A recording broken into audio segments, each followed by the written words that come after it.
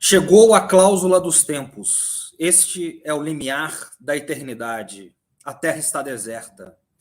Nenhum outro homem respira o ar da vida. Sou o último, posso morrer. Morrer. Machado de Assis, em Viver, sua crônica, que está reunida num compêndio de várias histórias, hoje só Machado de Assis ou Shakespeare poderia abrir O Nosso Mundo é um Moinho. Sejam todas bem-vindas, todos bem-vindos ao Nosso Mundo é um Moinho. Nós vamos discutir hoje a ascensão da extrema-direita no Brasil e global e no mundo, e com dois dos maiores especialistas que nós temos aqui no nosso país sobre este assunto, sobre a ascensão e a organização da extrema-direita e seus vínculos transnacionais, que é o professor Guilherme Casarões e o professor João César Castro Rocha. João César de Castro Rocha. Daqui a pouco eles estão chegando aí com a gente. Bom, eu vou fazer um breve editorial aqui para a gente chegar com os convidados, né, de hoje. E qual que é a ideia? Né? Olha, para a gente tentar entender, né, eu estudo a extrema-direita nos Estados Unidos, mais do que no Brasil, que é mais o meu objeto de estudo. Né? No pós-guerra, nós tivemos os chamados 30 anos dourados do capitalismo. Eu vou fazer isso de maneira muito sintética. Né? O que eu vou fazer aqui é uma espécie de quase que de abuso teórico, porque eu vou ser muito rápido. Isso, podem mandar boa noite, vamos ser todos bem-vindos. Daqui a pouco o André está com a gente e ele vai fazer toda a incorporação. Eu só vou entrar direto aqui nessa fala, tá bom? Nos primeiros 30 anos do pós-guerra, né, mais ou menos de 45 até 1973, que foi o fim de Bretton Woods, nós tivemos os chamados 30 anos dourados do capitalismo, aquilo que o Hobsbawm chama de 30 anos gloriosos do capitalismo, ou 30 anos keynesianos do capitalismo. Em 73, o que nós temos? Nós temos o fim de Bretton Woods, os Estados Unidos já saem do governo Nixon unilateralmente em 71, e o primeiro choque do petróleo. Em 79, nós temos o segundo choque do petróleo, já no final da década de 70. E a partir daí nós vamos ter os chamados 30 anos neoliberais do capitalismo, né? A contra-revolução neoconservadora, que vai aí desse período de mais ou menos 79, então nós temos de 45 a 73 os 30 anos dourados, os 30 anos keynesianos, onde se constrói todas as grandes instituições que nós temos hoje, o Estado de Bem-Estar Social na Europa, os chamados Estados desenvolvimentistas na América Latina, claro, né, com todas as suas mazelas, né? Aqui nós passamos por anos ditatoriais, a guerra que ela estava no centro da Europa, ela se transfere para a periferia do capitalismo, ela vai para a Ásia, ela vai para o Vietnã, ela vai para as Coreias, né? Tudo isso está acontecendo ali, mas de certa maneira na Europa você está construindo um estado de bem-estar social, tem a reconstrução japonesa e os Estados Unidos estão construindo o seu período chamado de hegemônico.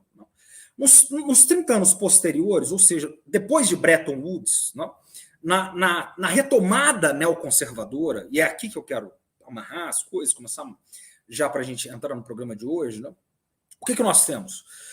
Nós temos, na virada de 79 e o começo dos anos 80, nós já temos a vitória da Thatcher na Inglaterra e depois do Reagan nos Estados Unidos. E nós vamos ter o processo de desmantelação do chamado estado de bem-estar social. Ou seja, nós vamos ter uma ideia de prevalência, de ideia única, né? Que é os 30 anos neoliberais, a ideia de um estado mínimo, né? De um estado que possa sair da vida social e econômica, né? Que possa intervir o mínimo possível. Nesses 30 anos que eu vou desembocar na crise de 2008, ou seja, nós estamos pegando dos anos 80 até a crise de 2008, mais ou menos, final dos anos 70, até ali desde o final do choque do petróleo, 79 até a crise de 2008, o que nós temos ao mesmo tempo? Né? A centro-esquerda e a centro-direita, né? A centro-esquerda, o que seria a centro-esquerda, né? Nos Estados Unidos, né? Os chamados labours, né? Os trabalhadores, né? Com Tony Blair, eles vão dar continuidade, eles vencem, mas eles vão dar continuidade à pauta dos conservadores. O partido da Thatcher. Né? A Thatcher tem uma famosa frase, né, uma célebre frase, que ela diz o seguinte: a minha maior vitória não foi no meu governo. A minha maior vitória foi ver que o Blair que o Partido dos Trabalhadores continuaram todas as minhas reformas depois que eles me sucederam. Né? Ela vai dizer isso, né, textualmente. E, ao mesmo tempo, né, nos Estados Unidos, com o fim da Guerra Fria, com o desmantelamento da União Soviética, a queda do Muro de Berlim, nós temos os anos Clinton, né, também um avanço das, digamos, pautas, né, para usar uma palavra aí em voga, que dominaram nos anos Reagan. Nós temos um avanço. Então, o Partido Democrata, que era um partido muito mais associado às causas trabalhistas dos trabalhadores nos Estados Unidos e também sindicalistas, né, aos sindicalizados, aos sindicalistas, com os anos Clinton, né, eles vão fazer uma virada, né, vão entrar nessa ideia de pensamento único. Isso vai pegar mais ou menos, né, esse espectro de centro aqui no Ocidente todo.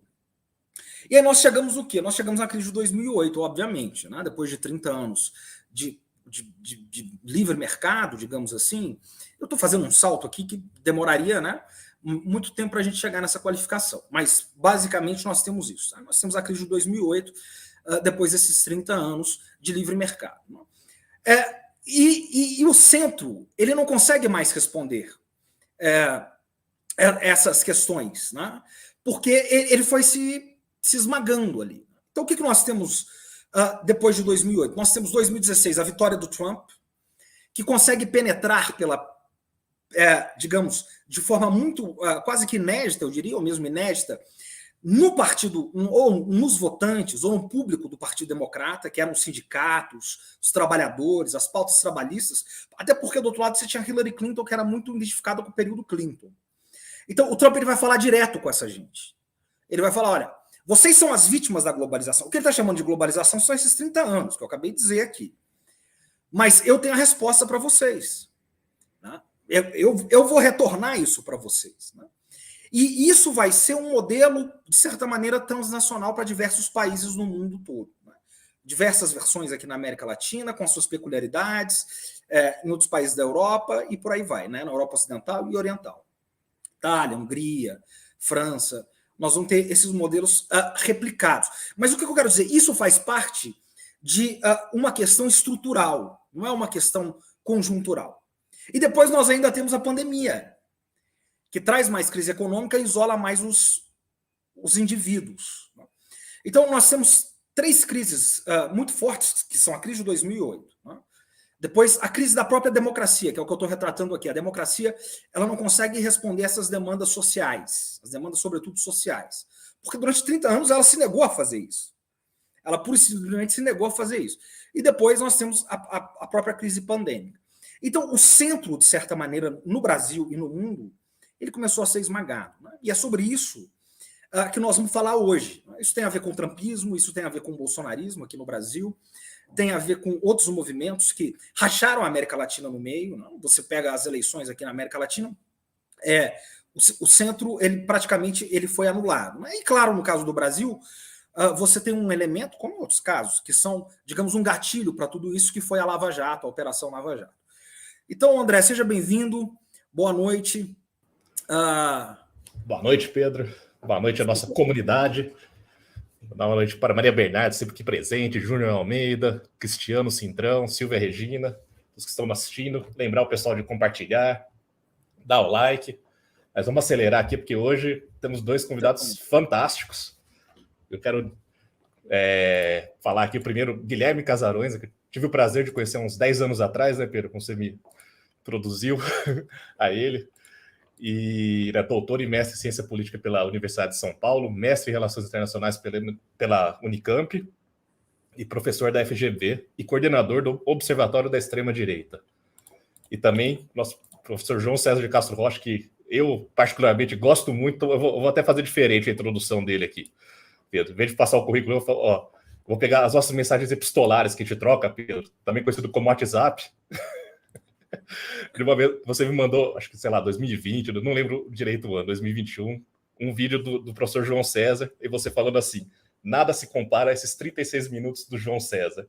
Já viu esse cara? Esse cara é muito bom, ele é necessário. Ao que eu respondi: conheço sim, já vi quase tudo dele e assisti essa entrevista. Como você gosta de dizer, ele é inefável. Muito bom. Outro dia dei uma olhada no currículo dele e ele é meio pica das galáxias. Então, deixa eu trazer para cá o grande Guilherme Casarões e o professor João César. Boa noite. É a Boa Vaza, noite. a Vaza Mundo é um moinho aqui, Vaza GGN.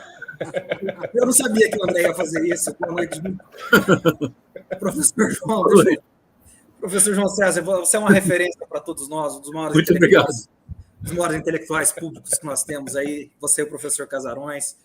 E deixa eu começar com uma provocação aqui, porque eu já falei, eu abri com Machado de Assis. Professor, se Machado de Assis vivesse nos nossos tempos, o que ele diria da nossa extrema-direita? Ou se Shakespeare vivesse nos nossos tempos, o que ele diria dessa extrema-direita mundial? Bom, Shakespeare não teria dúvida alguma. Ele diria que o Ricardo III chegou ao poder no mundo. Porque a extrema-direita é, na verdade, uma espécie de caricatura exacerbada do vilão mais impressionante do teatro shakespeariano, que é o Ricardo III.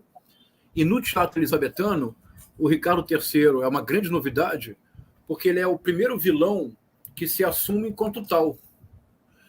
Até então, o modelo dominante do vilão na nossa mentalidade é o Iago, aquele que dissimula, que pretende ser amigo de todos, mas, na verdade, urde o tempo todo tramas e intrigas. O Ricardo III não, vocês se recordam. Na primeira cena, no primeiro ato, ele vem para a frente do palco, que é outra novidade cênica. O vilão ficava atrás, o Ricardo III vai para a frente do palco e ele diz: eu, que não fui nascido para tempos de paz, nascido antes do tempo, disforme, maltratado pela natureza, o que fazer nesses jogos de corte e de sedução? Ele diz: não nasci para isto. E ele diz assim: então me tornarei um rematado vilão. E na sequência, ele descreve como ele chegará ao poder. Deixa eu dizer que é uma grande alegria estar com o Guilherme Casarões, eu aprendo sempre muito com ele. Guilherme, então, ele diz assim, como é que ele vai chegar ao poder? Ele diz: ébrias profecias e conspirações inusitadas criarei entre o irmão, o rei Eduardo, e o outro irmão, o George, de forma a criar entre eles ódio mortal.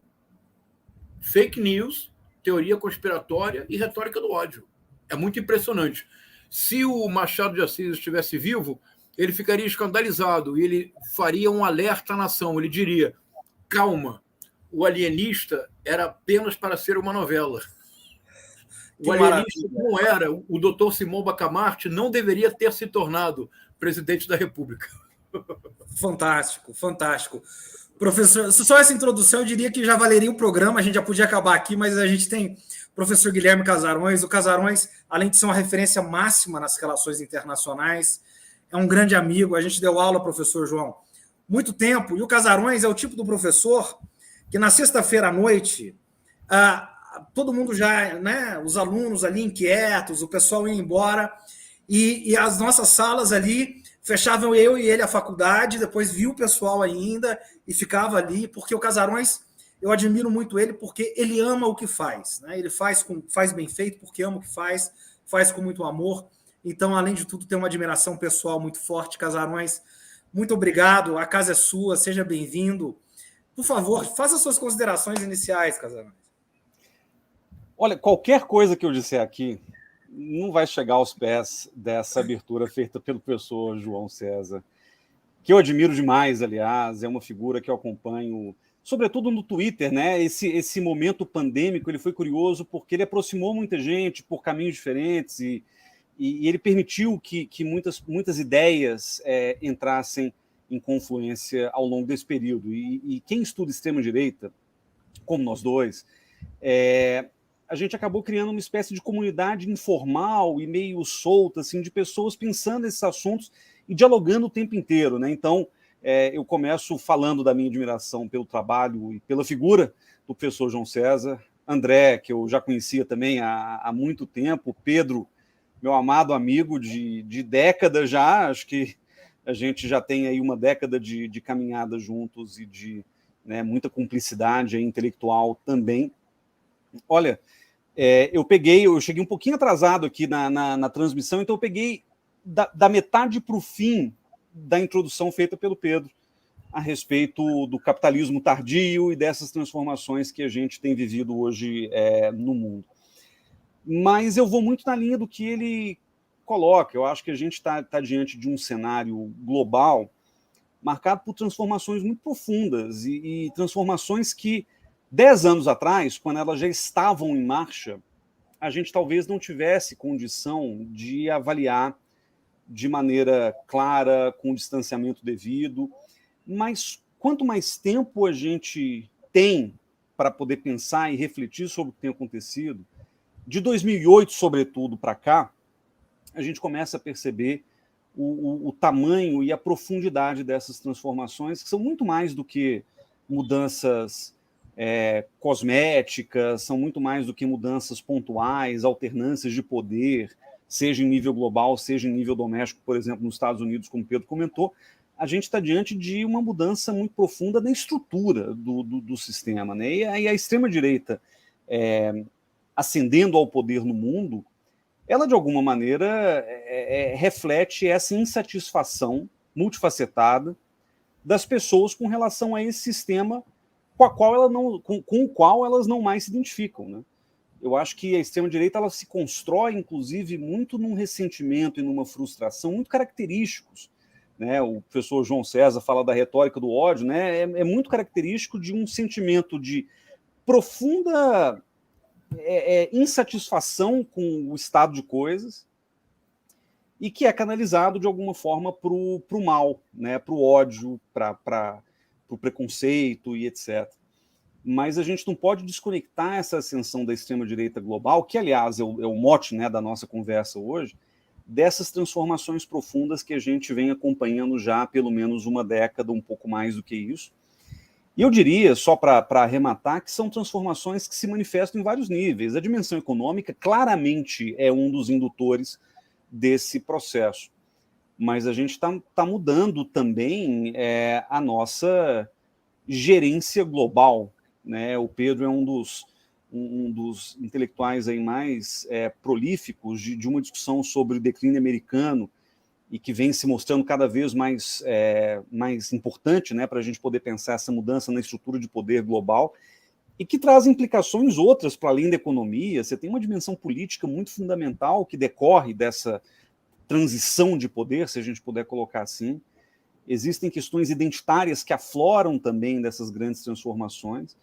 E a questão econômica, obviamente, é um indutor muito importante para a gente poder pensar a extrema-direita e sobre a qual eu quero também comentar um pouco mais adiante, né? Como é que essa insatisfação econômica, essa ansiedade econômica se consubstancia numa mudança de posição política e a esquerda tem um desafio muito grande daí para frente, que é reivindicar o protagonismo sobre essa insatisfação das pessoas com relação ao status quo econômico, né?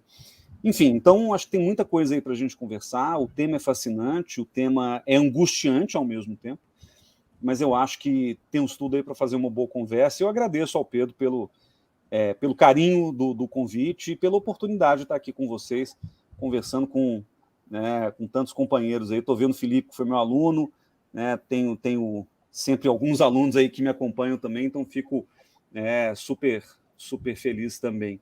Então, Pedro... Muito aluno hoje, Casarões, muito aluno, muito ex-aluno, a comunidade está eufórica com o encontro de vocês dois aí. Professor João César, o senhor acha que daqui para frente, né, quer dizer, dessa última década que o Casarões classifica para frente, né, há espaço para uma reconstrução do centro na política, ou a política se tornou de uma maneira tão selvagem que a coisa não tem mais essa reconstrução? Vou fazer uma pergunta dupla, tá? Então, essa é a primeira coisa. E a segunda é que, à medida que a extrema-direita se firma, a característica da esquerda tende a ser não estabelecer as suas pautas mais à esquerda, ou radicalizar, digamos assim, né, de uma maneira mais vulgar, mas vir mais para o centro, ou talvez até para a centro-direita. Né? Você concorda com essa afirmação? Como é que você vê essa categorização? Vamos, então, começar aqui a pensar juntos.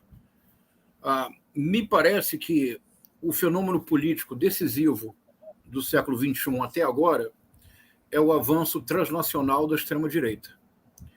E é um avanço que merece uma reflexão cuidadosa, porque, pelo menos da primeira vez, ele ocorre através de eleições livres e democráticas.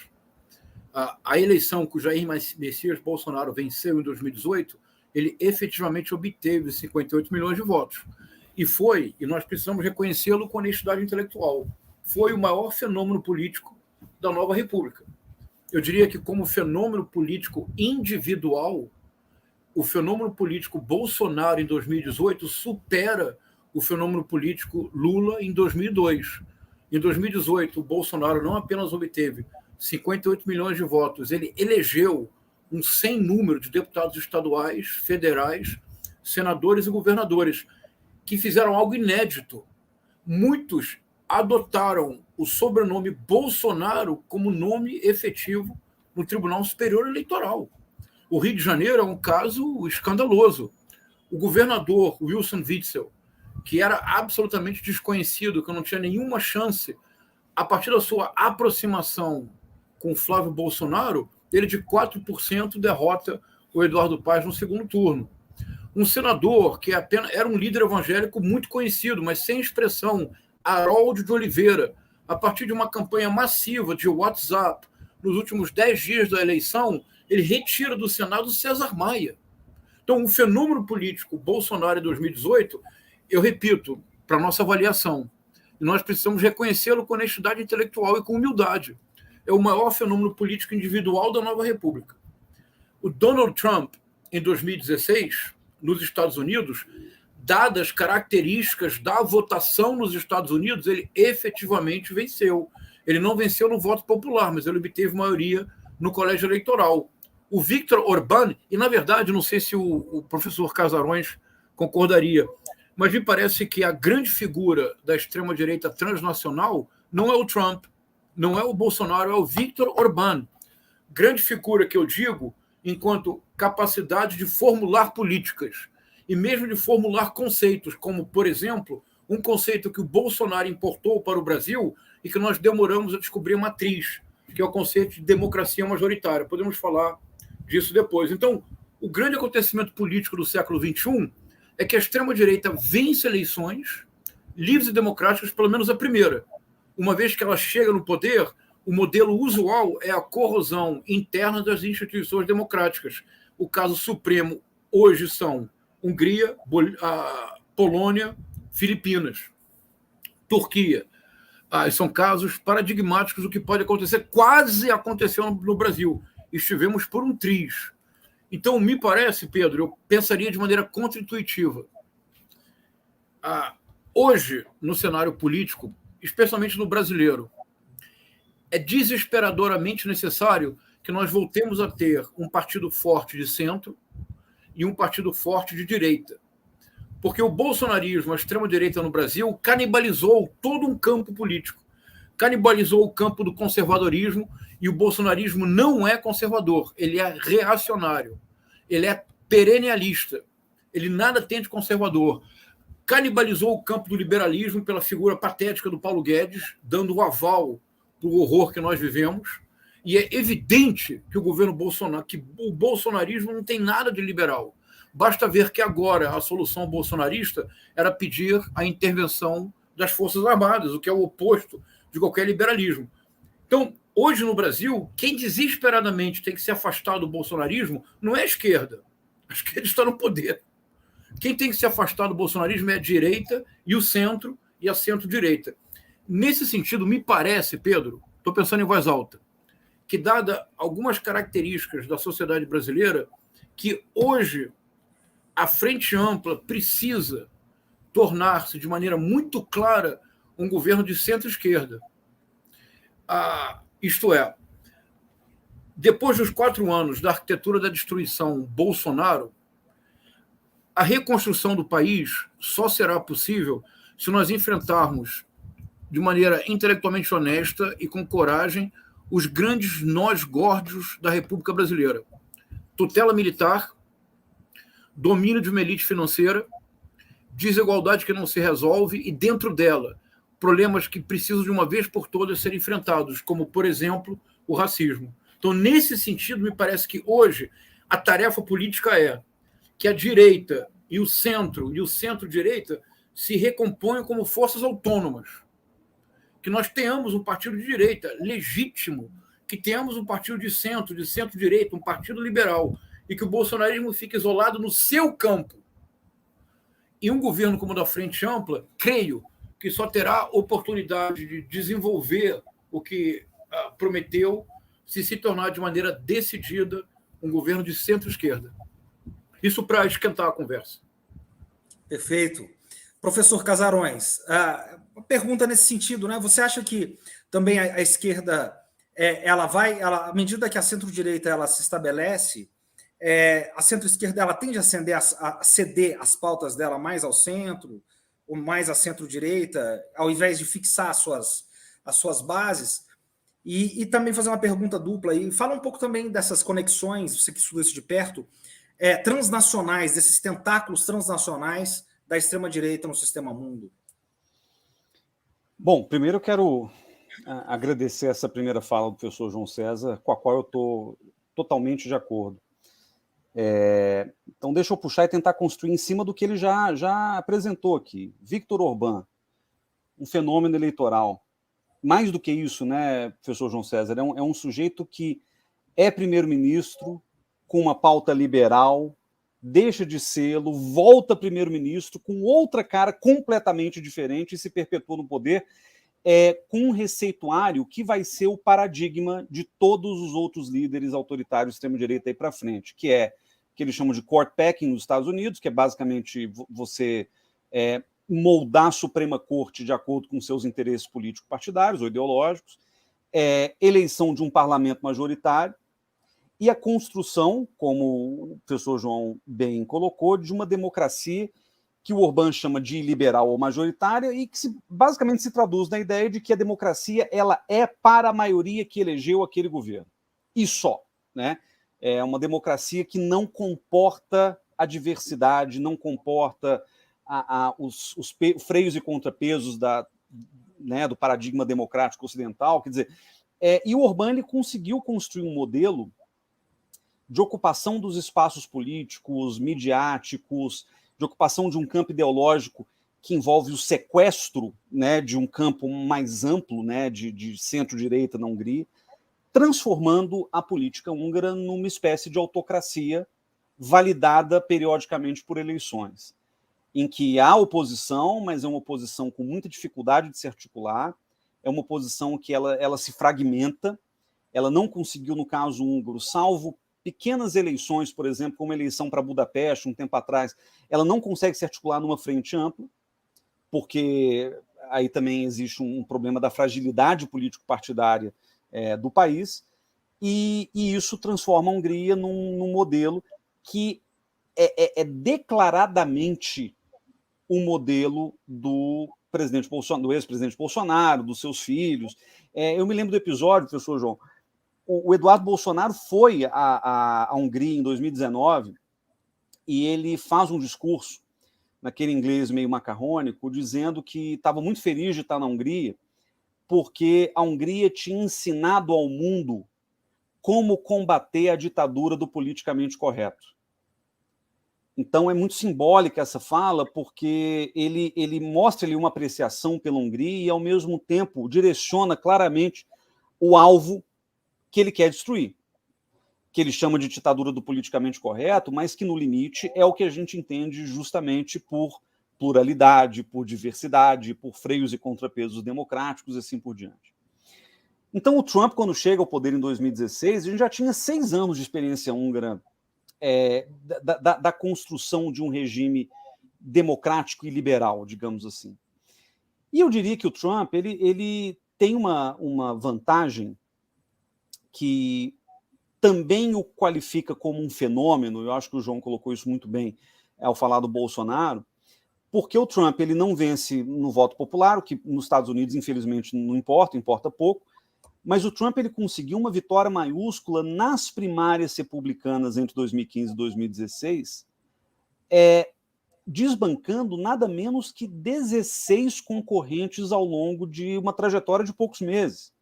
E eu me lembro, o Pedro e eu éramos colegas, quando me ligaram, a certa altura, a imprensa sempre especula muito, quer saber demais, e às vezes eles recorrem a gente para dar opinião, e me perguntaram, professor, o que o senhor acha desse apresentador de televisão, meio fanfarrão, que está querendo ser candidato à presidência da República? Isso era 2015.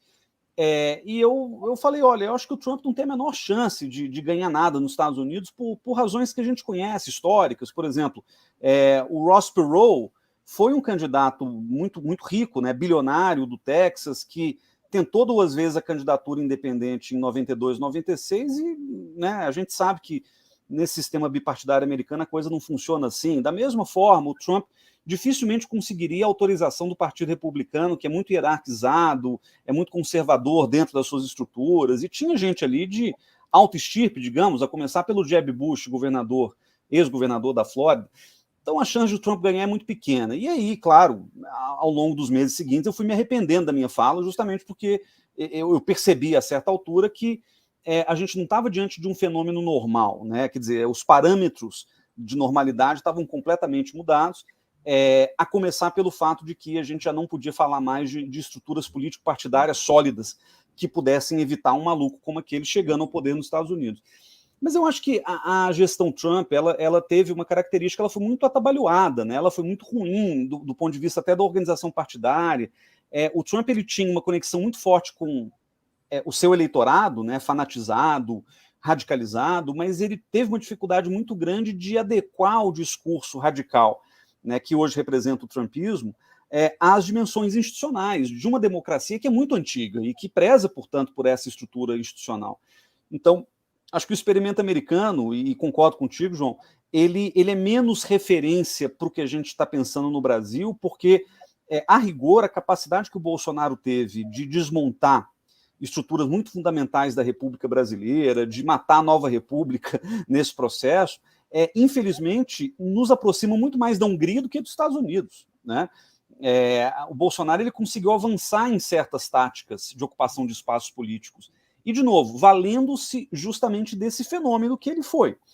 E o interessante é que, voltando à pergunta do Pedro, essa turma que chega ao poder de 2010 em diante e que vai aos poucos se organizando de maneira transnacional, ela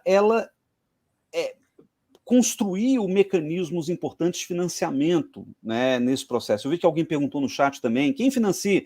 É difícil saber porque há uma questão aqui na qual a esquerda, francamente, é muito ruim, que é justamente se adaptar a essa nova realidade digital. E muita gente reduz essa nova realidade digital a uma dimensão de comunicação política. Bolsonaro, de fato, foi genial naquilo que ele construiu lá de comunicação política na esfera, né, digital, redes sociais, WhatsApp, etc., muito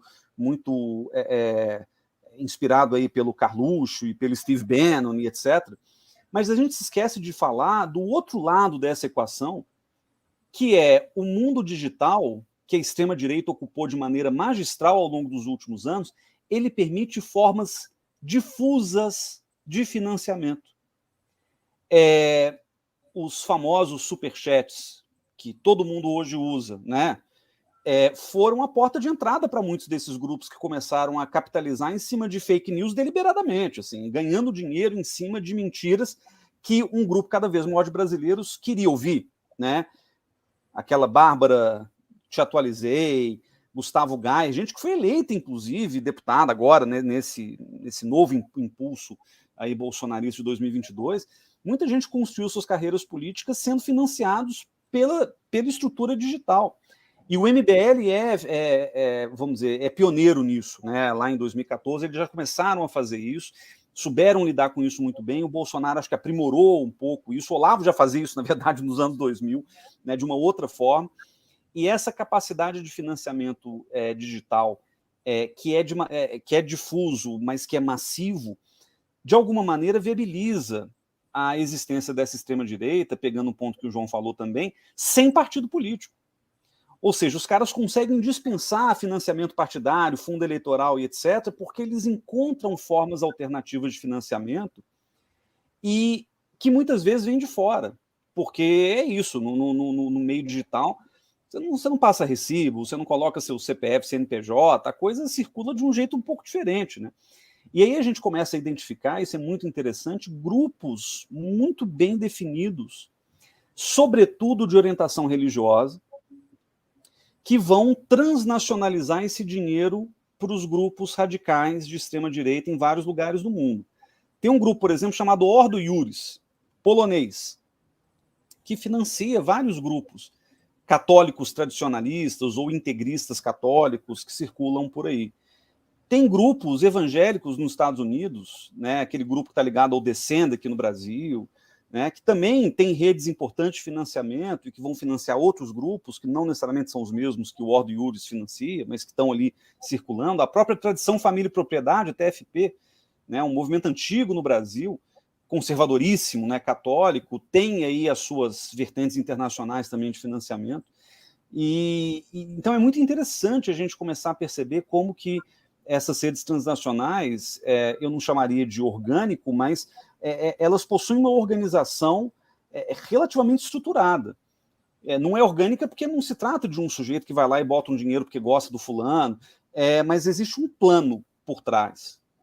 Um plano que não é unificado, não é um plano claro de dominação, até porque são teologias, são ideologias e são interesses muito variados que animam esses grupos, mas é interessante ver como é que eles são capazes de circular transnacionalmente. E aí sim, para o Brasil, a grande referência é os Estados Unidos, né? Quer dizer, do ponto de vista do financiamento, o dinheiro vem em grande maioria de lá. Agora, como o professor João falou, a Hungria é a grande inspiração. Eu diria que a gente está professor João, entre Hungria e Israel, né? São duas referências importantes para nós, por razões variadas. Israel tem uma questão ali importante também de supressão de minorias, de agenda antidireitos, etc. E a Hungria é a grande referência de todo mundo, não só do Bolsonaro, mas do Trump e de outros líderes de extrema-direita autoritários que estão por aí. Professor, maravilha, Casarões. Eu já vou passar para o professor comentar diretamente, ótimo. E, professor, o senhor tem escrito, tem falado, né, sobre a respeito, né, dos, digamos, seguidores mais fiéis da extrema-direita, ou mais ideológicos, alguma coisa desse tipo, que é como se estivessem vivendo, você cita às vezes características que é muito comum, né, quase que intuitivamente a gente cita características de seitas, né? Você diz que é como se fosse uma alucinação coletiva, né? Você fala de uma falta de cognição coletiva, né? É possível dialogar com essas pessoas? É possível resgatar essas pessoas? Como é que você vê essa situação? Bom, primeiro eu agradecer ao professor Casarões. Eu sempre aprendo muito com ele. Aliás, já que falamos do inglês macarrônico do Eduardo Bolsonaro, eu recomendo muitíssimo e mando para os meus colegas professores do exterior uma série de vídeos curtos do professor Casarões em que ele tenta explicar o inexplicável, que é a política brasileira nos últimos 4 anos no inglês perfeito. Então, você pode fazer um contraste, Casarões, coloque você falando e ao lado o querido Eduardo Bolsonaro com aquele seu inglês incrível. Tem uma questão muito importante. Posso, Pedro, aproveitar a fala do professor Casarões para emendar com a sua pergunta? Claro. Acho que tem uma dimensão que é rigorosamente fundamental e sobre a qual eu tenho pensado muito. O fato de que, em alguma medida, o movimento obrigado. Meu filho trouxe aqui um café para mim. Dá tchau para todo mundo. Filho. Ele vai dormir.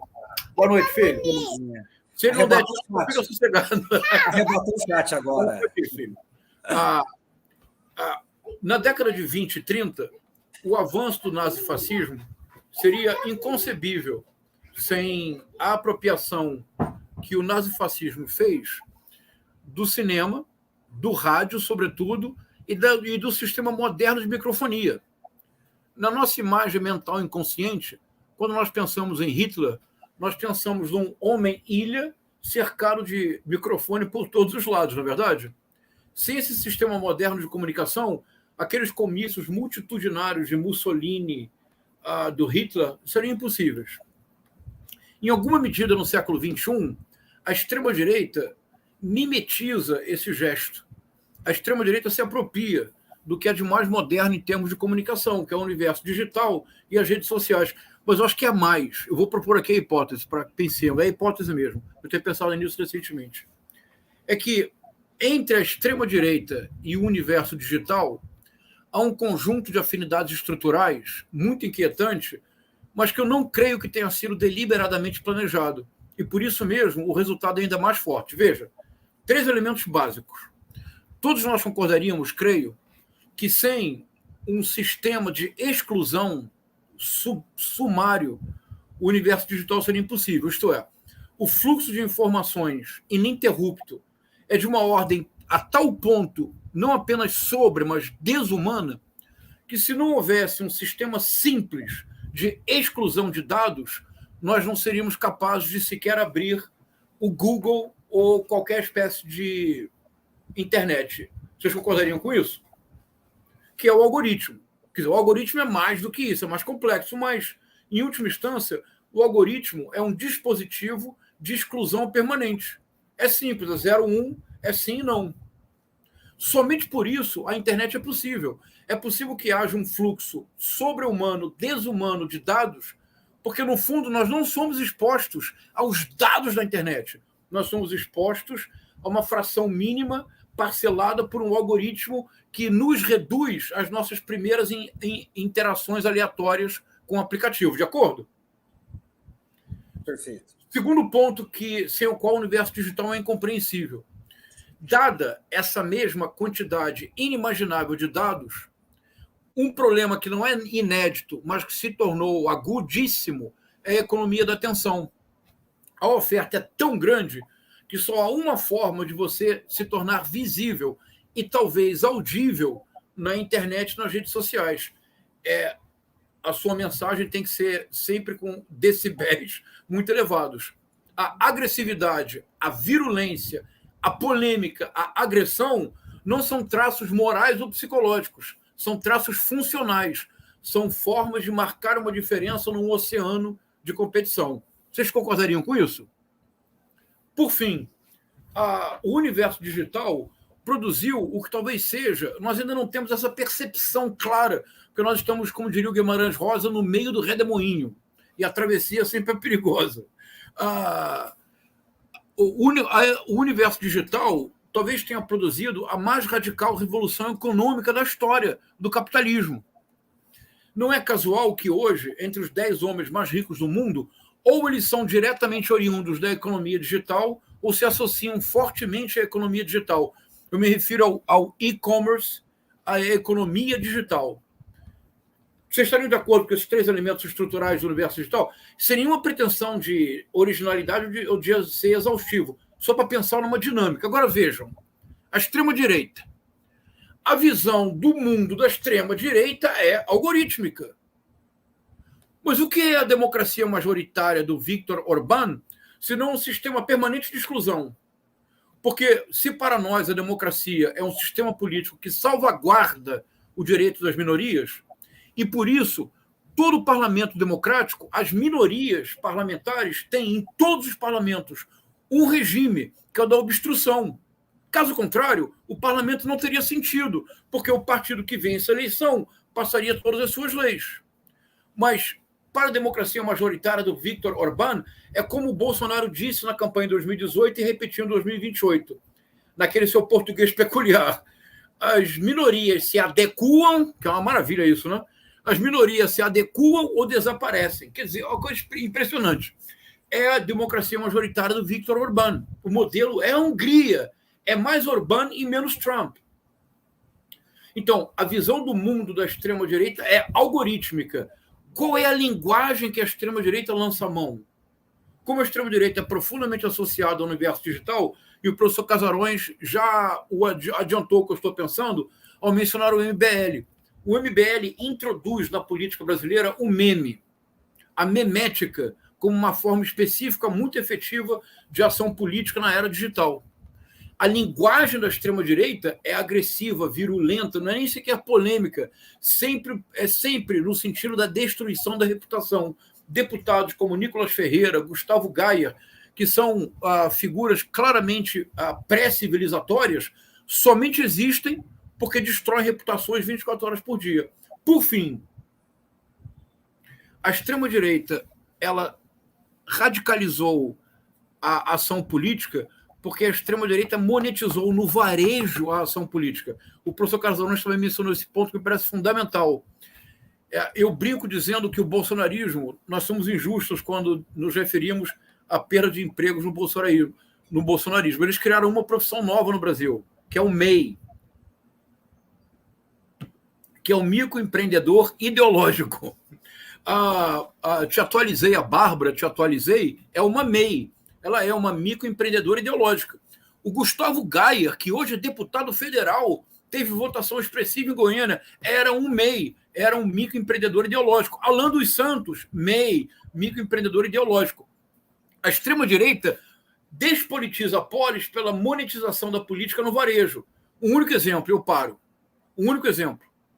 Quando, em novembro de 2020, o Donald Trump perdeu as eleições e não aceitou o resultado, ele iniciou de imediato uma campanha de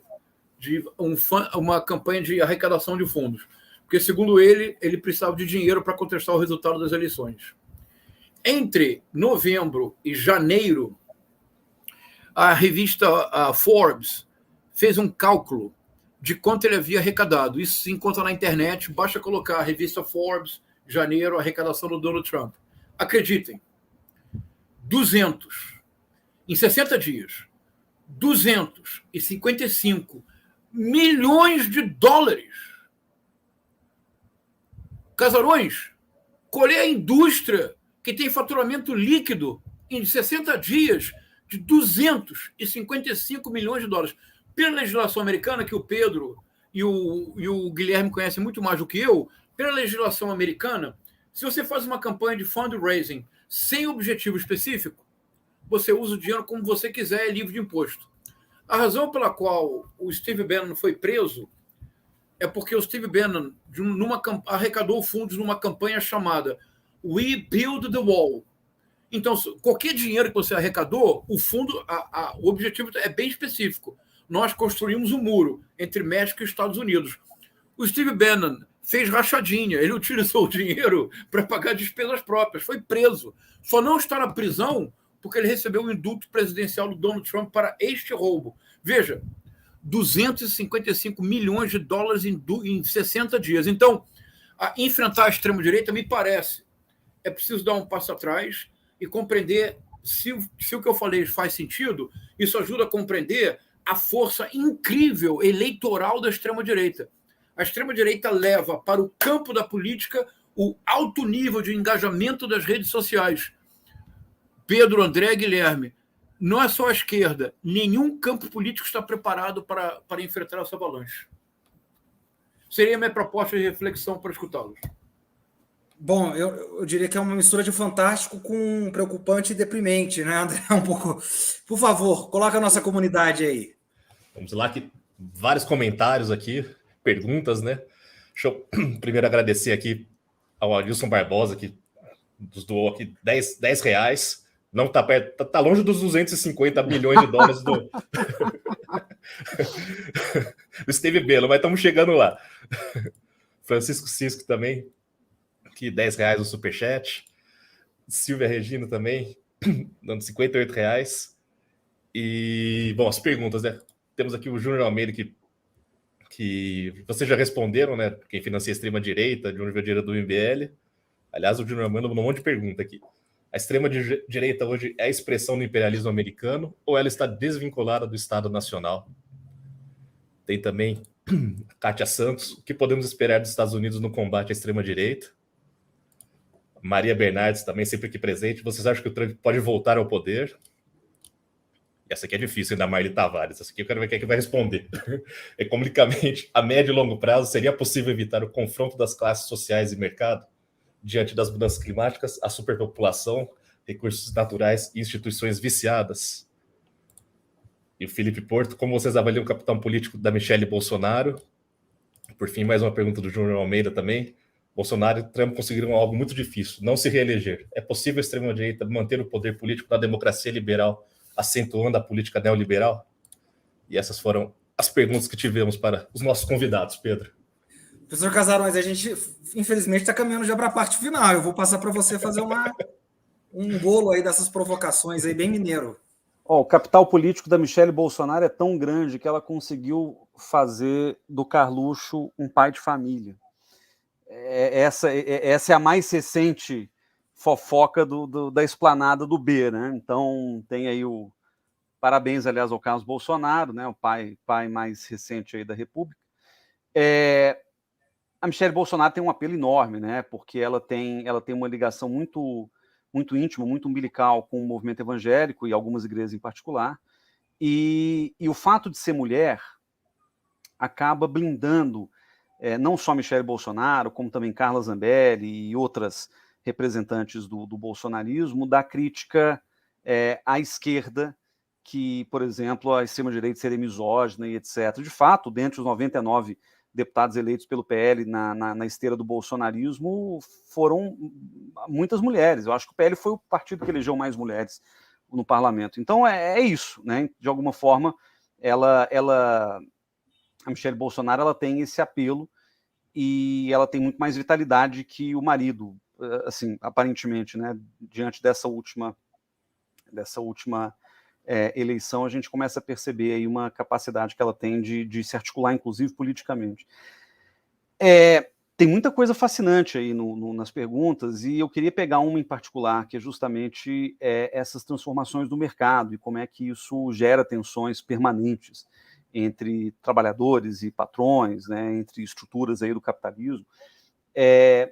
Eu acho que tem um problema fundamental com a esquerda, não só com a esquerda brasileira, mas com a esquerda mundial, e para usar uma expressão que o professor João César usou, a esquerda ela mobiliza no atacado, né? A esquerda ela trabalha com categorias amplas. A esquerda brasileira, o PT em particular, se construiu sobre os sindicatos, que é uma categoria ampla de mobilização política. A esquerda brasileira se mobilizou sobre as universidades, por exemplo, né? Os intelectuais, da mesma forma como as comunidades eclesiais de base conseguiam dar um sentido mais ou menos organizado à presença, por exemplo, da Igreja Católica, da fé católica, junto aos mais pobres. Então, as origens do PT remontam a uma forma de fazer política no atacado, que é muito diferente, por isso eu acho que o professor João fala que o Bolsonaro é o principal fenômeno da Nova República, com a avaliação com a qual eu concordo, porque a trajetória política do Lula, ela é partidária, ela é também no atacado. Né? Não era o Lula como fenômeno individual, era o Lula como o chefe de um partido político, que ascendeu ao poder depois de muito tentar e que foi preenchendo os espaços de fora para dentro, quer dizer, primeiro prefeitos e deputados estaduais e vereadores, etc., até conseguir chegar ao poder 22 anos depois da fundação do PT. O Bolsonaro, ele se oferece candidato a presidente da República em 2014, 4 anos depois ele está eleito. Então, tem uma diferença fundamental aí com a qual a esquerda, eu diria que ela não só não sabe lidar, como ela não consegue lidar. Porque, veja, a gente não vai conseguir ressindicalizar a economia nacional. Isso não existe. A gente vai ter que lidar com um motorista de Uber, a gente vai ter que lidar com um MEI, que não é o microempreendedor ideológico, mas é o microempreendedor individual. A gente vai ter que lidar com esse trabalhador autônomo, com um trabalhador, enfim, tanto autônomo como informal, e a esquerda me parece ter uma dificuldade muito grande de conversar com essas pessoas. Né? E uma questão que eu acho fundamental, que eu acho que complementa de alguma maneira o que o professor João falou, é que o grande problema da esquerda, ao de certa maneira até negar a existência de 58 milhões de pessoas que votaram no presidente Bolsonaro, ainda que ele tenha saído derrotado das eleições de 2022, é que a esquerda, ela primeiro, não está interessada em diálogo na maioria das vezes, ou seja, todas as pessoas que votaram no Bolsonaro já estão automaticamente excluídas do processo político, o que acaba sendo uma democracia majoritária às avessas, que vai contra a própria tradição da esquerda democrática. Mas acho que tem uma questão adicional aí que é a seguinte, e eu também andei pensando muito nisso, professor João, a gente, e eu digo a gente como intelectuais progressistas, pessoas preocupadas com o que tem acontecido, a gente muitas vezes cai na armadilha de atacar as conclusões dessas pessoas que pertencem hoje a esse movimento difuso chamado bolsonarismo em vez de atacar a premissa, né? As pessoas foram para a porta de quartel, foram fazer todo tipo de depredação nos prédios ali da Esplanada, acreditando numa ideia de democracia. E é muito difícil para a gente lidar com isso, porque a gente está basicamente equivalendo o golpe à democracia, mas na cabeça dessas pessoas, o golpe quem deu foi o Lula, o golpe quem deu foi o Xandão, né? O golpe está em outro lugar, ele não está nas mãos dessas pessoas que foram lá acampar na frente do quartel. E aí eu fiquei pensando nisso nesses últimos tempos, porque se a gente tenta desconstruir o raciocínio dessas pessoas, a gente encontra lá atrás, desde 2013, 2014, eu sei, João, que esse é um período que você acompanha também muito de perto, a gente encontra lá atrás as premissas equivocadas que dão sustentação ao discurso golpista do bolsonarismo, que hoje é um discurso abertamente golpista. Então, por exemplo, toda a ideia de que a democracia só é feita para as maiorias, que é uma fala que o Bolsonaro consagrou em 2017 nessa fala dele, acho que em João Pessoa, em Campina Grande, mas ele já repetia isso desde 2014, né? Se eu for eleito presidente, eu vou ser daltônico, todo mundo vai ter a mesma cor e etc. Né? Só porque o cara faz sexo com o órgão escritor, ele não tem superpoderes. Quer dizer, todas essas falas bizonhas do Bolsonaro, elas inculcaram na cabeça das pessoas uma visão majoritária de democracia que foi se sedimentando pouco a pouco, de maneira temerária, né? E se a gente não atacar essa premissa, se a gente não desmontar ideias que foram se consolidando ao longo de uma década, basicamente, né, e que viraram paradigmáticas na política nacional, a gente não vai resolver o problema do golpe. Quer dizer, o golpe é a consequência. Né? O golpismo é só o desdobramento natural de um processo que vem se consolidando desde 2014, do qual o Bolsonaro é o principal representante, mas não é o único também. Né? O Olavo de Carvalho tem um papel importante nisso, na banalização de certas teses.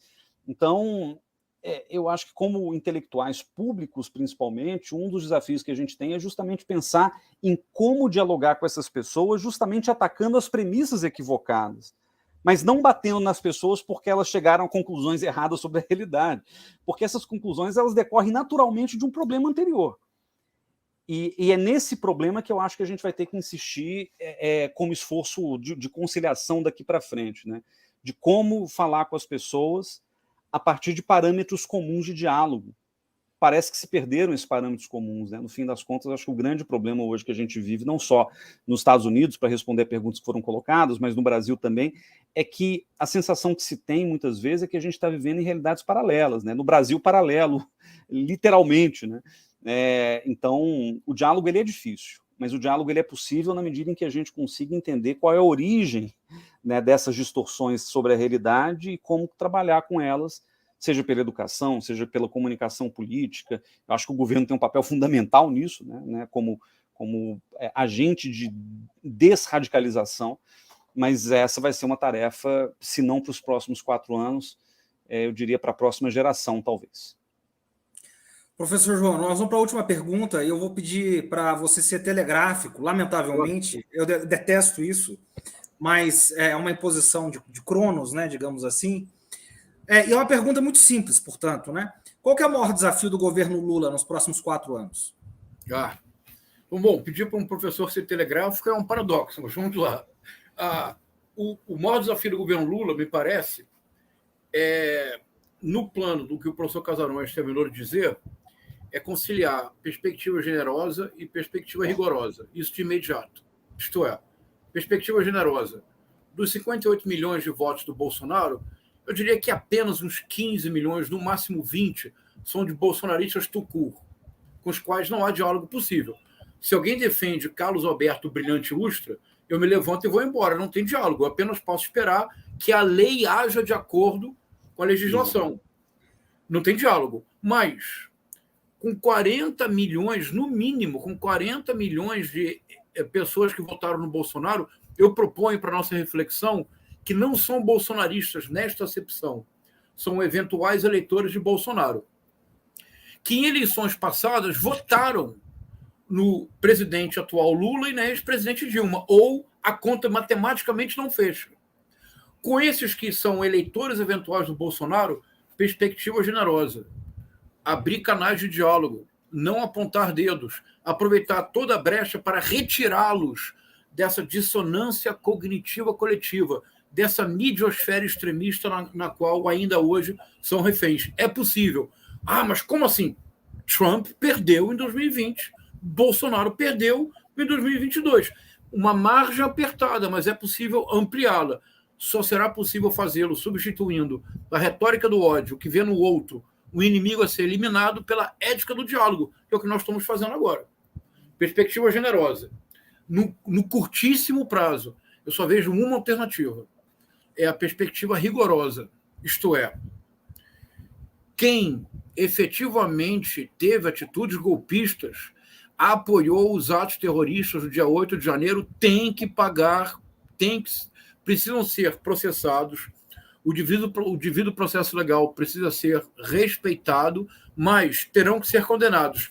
Agora, rapidissimamente, isso é bem importante. O professor Casarões, o caso brasileiro tem uma especificidade que, do ponto de vista de psicologia social, é gravíssima. Se os que estão na dissonância cognitiva coletiva, por exemplo, nos Estados Unidos, na teoria conspiratória de QAnon, não existe nenhum órgão oficial que sustenta a teoria, pelo contrário. No Brasil, os bolsonaristas, capturados pela midiosfera extremista, imersos em dissonância cognitiva coletiva, tiveram motivos reais para crer que estavam certos. As Forças Armadas lançaram uma nota entre o segundo turno e a posse do presidente Lula, dando legitimidade para a manifestação golpista. Há generais que apoiaram, diante dos seus quartéis, um crime. É criminoso fazer acampamento no perímetro do quartel, no perímetro militar urbano. A Polícia Militar do Distrito Federal deu todas as razões do mundo para que aqueles que estão em dissonância cognitiva coletiva acreditassem que havia um quê de realidade no que eles estavam fazendo. Isto é, isso é muito grave. No Brasil, o princípio de realidade ajudou a paranoia e não o contrário. O que rompe com a paranoia, o que rompe com a dissonância cognitiva coletiva é o choque de realidade. No Brasil, o choque foi de irresponsabilidade do Exército, da Polícia Militar do Distrito Federal e de políticos. Eu acompanho as redes bolsonaristas e afirmo que o deputado federal Nicolas Ferreira apoiou e convocou para a manifestação do 8 de janeiro.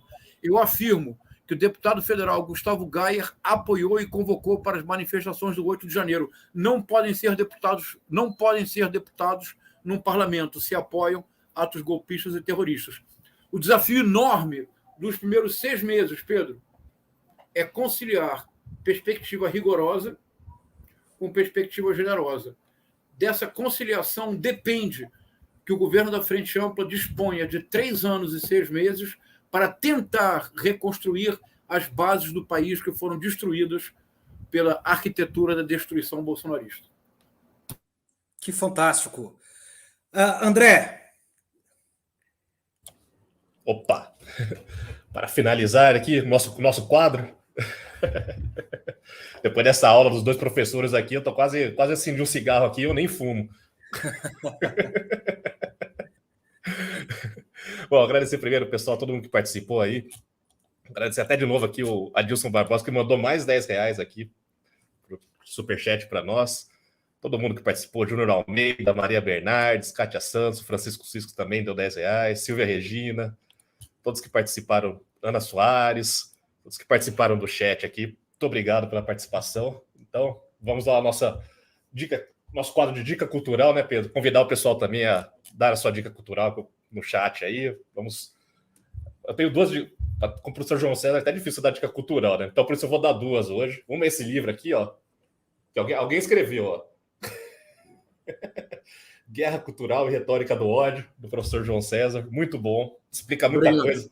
1 hora de live não deu, mas aqui em 400 páginas, né, professor? Dá para entender um pouco. E outra indicação é o filme O Caso Collini. A gente está falando de justiça no final aí, o professor. É um filme, assisti ontem, na verdade. Muito bom, um filme alemão de 2019, eu acho, que conta a história de ocorre um assassinato e um advogado vai defender o assassino, né? Enfim, é um filme de tribunal, tem alguns clichês do filme de tribunal, né? O advogado novato e tudo mais, contra a bancada de profissionais, mas é um filme muito legal e tem um desenrolar da história. Lembrou um pouco a dinâmica, o conceito daquele filme Argentina 1985 também, que também é um filme, né? Então, nessa época que vivemos, né? Em busca da justiça, eu acho que é uma boa recomendação. Fantástico. Professor, nesse final a gente pede o que vocês estão lendo, o que vocês estão assistindo, enfim, uma série, um filme, um canal, qualquer coisa, né, do tipo. Bom, eu estou relendo aqui sempre o Machado de Assis, ele está aqui do lado, está aqui atrás, né? Estou aqui com várias histórias enfim, tem vários contos aqui, eu acabei de reler o Diplomático aqui, que, enfim, fica a dica aí, várias histórias, né? E o professor João César indicou uma série de vídeos do Casarões, professor Casarões. Eu indico novamente, que está em inglês, né? Aquilo que a gente chama aqui em Minas Gerais, né, professor Casarões, de biscoito fino, diria o nosso poeta, né? O Drummond. Não é uma coisa, qualquer coisa, né? O professor João, né, o professor Casarões, às vezes a gente dava aula juntos ali, e era um verdadeiro deleite, né? Dar aula com ele, eu me tornava um aluno junto, assim, me deixava de ser colega e me tornava um aluno. Então, Casarões, antes de passar a palavra para você encerrar, depois o professor João, quero dizer que estou com muitas saudades, meu amigo. A gente se fala muito por WhatsApp, mas quero te ver, tá bom? Um grande beijo no seu coração, beijo aí na Marina, nas crianças. Você é muito querido e nós vamos fazer uma nova rodada, tá bom? Você é maravilhoso, é uma referência para todos nós aqui. E a gente sabe que o sujeito ele é extraordinário mesmo no dia a dia, né? E você na sala de aula era mais do que querido ali, é mais do que querido, e eu sou testemunha ocular disso. Então, uma inspiração mesmo. E, professor João, bom, a nossa vaza GGN ali já denunciou tudo, né? No começo, eu e o André, a referência máxima que você é aqui para nós, né? A luz para o nosso caminho aqui, lâmpada para os nossos pés. E eu vou indicar uma série rapidinha que tem na Carta Capital, que eu mandei para todas as pessoas que eu conheço. Eu não mando nada para o WhatsApp, assim, de pessoas que eu não me comunico, mas eu lembro que foi meio que numa época estratégica, que é do professor, feita junto com o professor João César, na Carta Capital, professor João, e que é uma das coisas mais impressionantes que eu já vi, que é meio desvendando, né, de uma maneira muito interessante essa extrema-direita, e está feita a dica aí também, né? Professor Casa, por favor, faça a sua referência cultural aí, dê uma dica para nós. Eu vi que alguém já colocou no chat, e eu reitero, porque é um filme fabuloso, que é o Argentina 1985. Acho que parte do nosso grande equívoco histórico foi ter anistiado aqueles que hoje estão contribuindo para a derrocada da nossa própria democracia, né? E não ter feito, na verdade, uma reflexão profunda sobre o papel que os militares tiveram na destruição da democracia brasileira mais de uma vez, né? Então, o filme mostra um pouco isso, é um filme sobre o processo argentino. Não que a Argentina tenha se livrado de problemas políticos outros, mas a questão militar, ela de alguma forma foi resolvida, ou pelo menos minimizada na Argentina, porque houve ali um julgamento que colocou na cadeia, inclusive, ex-presidentes. Então, esse é um ponto que talvez nos sirva de lição para a gente poder pensar, né, justamente com quem a gente tem que ter, de novo usando a referência do professor João, uma perspectiva rigorosa, né? O rigor da lei, o rigor, né, do nosso compromisso com a democracia tem que prevalecer nesse momento, e eu sou daqueles que acham que não tem que ter anistia para grande parte dessas pessoas que, né, ocuparam e destruíram o país nesses últimos 4 anos. E de livro, eu vou falar de um livro que minha mãe me deu de presente recentemente e que eu estou lendo com muito gosto, que é o Escravidão, do Laurentino Gomes, que eu acho que é um livro que humaniza um processo que foi desumanizado e relegado aos livros de história, e ele conta um pouco de uma perspectiva literária muito interessante a realidade, né, da escravidão, e que dialoga diretamente com um dos problemas mais resilientes da cultura política brasileira e da sociedade brasileira, que é o racismo. Então, é um livro que tem me preocupado, né, dá aquela vontade, André, de acender o cigarro também, pensar, porra, onde foi que o Brasil errou, né, nessa história toda. Mas acho que é um livro também tem a ver com o do Gessé, quer dizer, outras obras que dialogam com isso também, Mas o livro do Laurentino é interessante porque a intenção não é essa, não é um livro com o propósito de fazer, né, uma tese política, etc., mas ele ilumina muita coisa que a gente ainda tem que reparar na nossa história. Fantástico. Obrigado, professor. Professor João. Eu vou começar, em homenagem ao professor Casarões, ao Pedro e ao André, eu vou começar recordando o Riobaldo, do Grande Sertão Veredas, que no momento crucial diz o seguinte: mestre é aquele que de repente aprende. Na verdade, ser professor é sempre aprender com os outros, então muito obrigado pelo diálogo com vocês três. Eu estou terminando um livro agora, que é um livro do André Lara Rezende, que não é de leitura fácil para quem não é um economista de formação, mas que eu recomendo muitíssimo. Dizia o poeta francês Paul Valéry que o prazer da leitura reside na sua dificuldade. Então, essa é uma leitura muito prazerosa, que é o Camisa de Força Ideológica, a crise da macroeconomia, do André Lara Rezende. Me parece que é um livro decisivo para o momento que vivemos agora, porque basicamente o que ele mostra nesse livro é que a teoria macroeconômica convencional ela se tornou desfuncional, o termo é dele, especialmente num país como o Brasil. Há uma bela análise do papel do Banco Central e, sobretudo, no último capítulo, algo muito impressionante, que ele diz com todas as palavras, que depois da crise de 2008, no capitalismo financeiro globalizado, a elite financeira e tecnocrática decidiu abandonar qualquer compromisso com a democracia. O compromisso maior é com o rentismo e com o ganho econômico, independentemente do compromisso com a democracia. Isso dito por um dos fundadores do Plano Real. Eu estou relendo um livro que eu recomendo muito. Eu sou historiador de formação, mas a leitura de um livro, trabalhei em arquivo, já fui uma pessoa séria, mas a leitura de um livro me fez mudar de vida e dedicar toda a minha carreira aos estudos de literatura, que é o livro de um romanista alemão chamado Erich Auerbach. Eu vou escrever aqui para vocês mandarem para todos. Se vocês deviam parar tudo que vocês fazem, deveriam ler esse livro. É uma das coisas mais impressionantes que alguém pode fazer, que é o Mimesis, do Erich Auerbach, que é um livro publicado em 1946 e que é uma espécie de hacking involuntário da Europa. Ele era um judeu alemão, teve que sair da Alemanha devido às leis antissemitas, foi dar aula na Turquia, assinou um contrato que exigia que ele aprendesse turco, ele não chegou a aprender turco, e ele não tinha bibliotecas. Então ele passou 3 anos escrevendo um livro que é uma espécie de anamnese da cultura europeia. E é absolutamente comovente, porque a cada capítulo ele mostra o que falhou, aquilo que de fato não aconteceu, até chegar ao dilema do Holocausto. É um livro absolutamente comovente e extraordinário que eu estou sempre relendo. Mimes do Erich Auerbach e os vídeos do professor Casarões. Fantástico. Obrigado, professores. Obrigado principalmente à nossa comunidade Obrigado. também, GGN. Boa noite. Obrigado, André. Até a Boa próxima. noite, Pedro. Boa noite a todos. Obrigado, Twitch. Obrigado.